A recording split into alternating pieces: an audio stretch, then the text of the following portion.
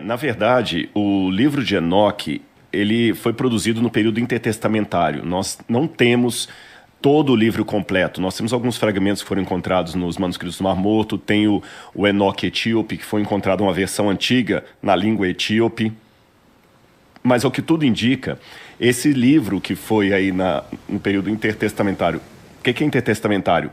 Entre o final da produção do Antigo Testamento e o início do outro. Eu estou falando em torno de 300 anos antes de Cristo ali.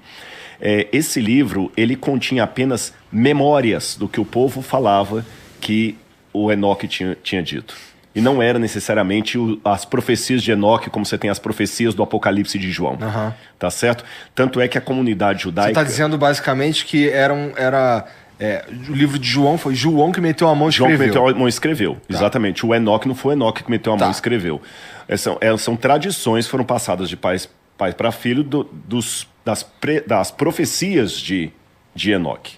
Só uma notinha de rodapé. Alguns teólogos de uma ala mais liberal vão dizer que não foi João que escreveu o Apocalipse, mas a gente tem argumento sólido para dizer que foi ele, tá bom? Voltando ao que eu estava dizendo, então os judeus nunca reconheceram o livro de Enoque como um livro sagrado. Nenhum momento da história. E a gente entende que o fato de um livro trazer uma verdade não o torna necessariamente um livro religioso da Bíblia.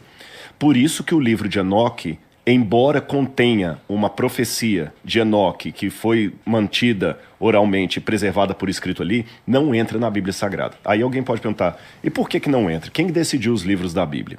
Nunca houve uma reunião de religiosos, teólogos, religiosos, cristãos ou judeus, falar assim, vamos sentar aqui, Igor, Cléster, quantos livros nós temos aqui? Nós temos 180 livros aqui, vamos escolher quais que a gente vai deixar na Bíblia? Aí o Cléster, acha bonitinho aqui, deixa esse. Aí eu falo, tá bom, então eu vou deixar, não é esse não, pô, eu cedi pra você, deixa entrar esse aqui, tá bom. 4 evangelhos, tá bom. Não, esse aqui tira fora que eu não gosto desse cara. Não existiu isso. E essa velha máxima aí que o cânon foi decidido no Concílio de Nicéia, no ano 325, isso é tudo balela. Eu já li os fragmentos, que nós não temos todas as atas do Concílio de Nicéia.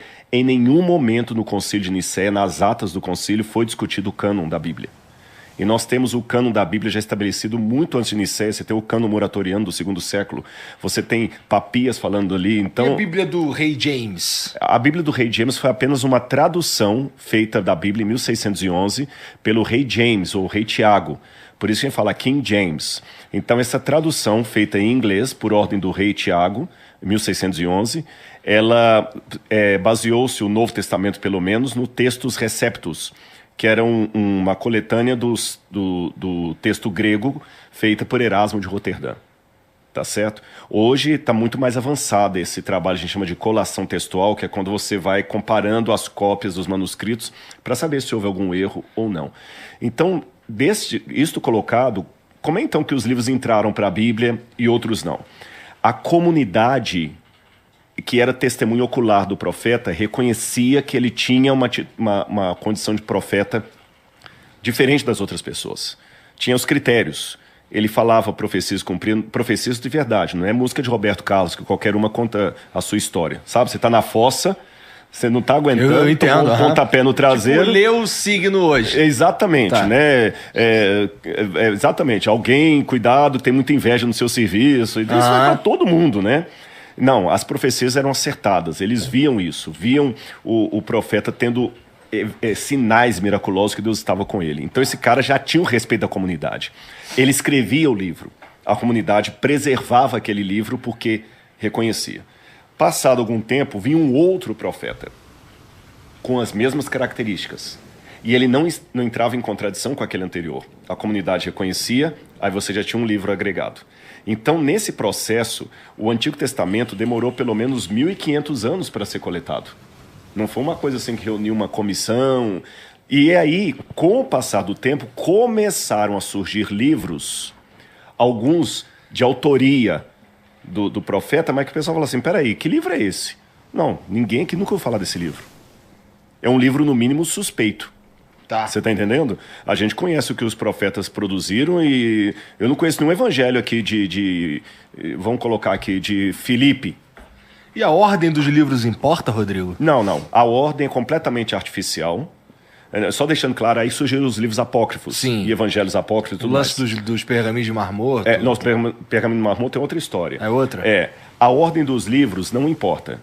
O modo como ela está hoje encaixada na Bíblia é apenas uma maneira didática de separar a Bíblia, porque a palavra Bíblia tem um significado interessante. E aproveitando que eu acabei de vir do Líbano agora, então um dos lugares que eu visitei ali muito legais é Biblos.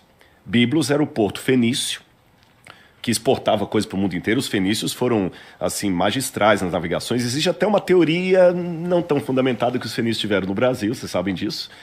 E ali em Biblos, eles exportavam, entre as várias coisas importantes, o papel. Então, tem até uma palestra que eu dou, uma vez eu dei uma palestra para comunicadores, Cléster. O que eu vou falar para comunicadores? Eu criei a palestra assim, a comunicação nos tempos antigos, do papiro ao Facebook. Na época era o Facebook. O papiro era o tipo do papel que os egípcios produziam, tá certo? Os egípcios chamavam o papiro de alset, em língua egípcia.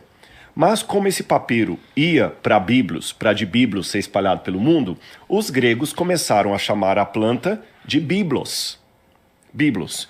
E como Biblos era o nome da planta e do papel, o livro que se fazia disso também era chamado de Biblos. Daí que vem a palavra biblioteca, biblioteconomia, bibliófilo, Biblos. Ok. Então, quando se falava de um livro, era um Biblos. Quando falava 2 livros, do biblioi, deca biblioi, 10 livros. Agora, se era um livrinho pequenininho, desse tamanho, a gente chamava de biblion. E se eram vários livrinhos pequenininhos, biblia. Então, biblia é o plural grego de biblion, livrinho. Aí vem o nome da Bíblia, que foi João Crisóstomo, que pela primeira vez chamou a Bíblia de ta biblia, a coleção dos pequenos livros. Agora, como é que a gente vai organizar essa coleção de pequenos livros para ela ficar clara? Então, eles resolveram assim, os 5 primeiros livros da Bíblia são os livros de Moisés. Então vamos colocar tudo aqui num grupo. É igual uma biblioteca, que você separa os livros de economia estão aqui, jornalismo está aqui, teologia e religião está aqui, num sistema de biblioteca. Então os 5 primeiros são os livros de Moisés, é a lei, né? Gênesis, Êxodo, Levítico, Números e Deuteronômio. Ok.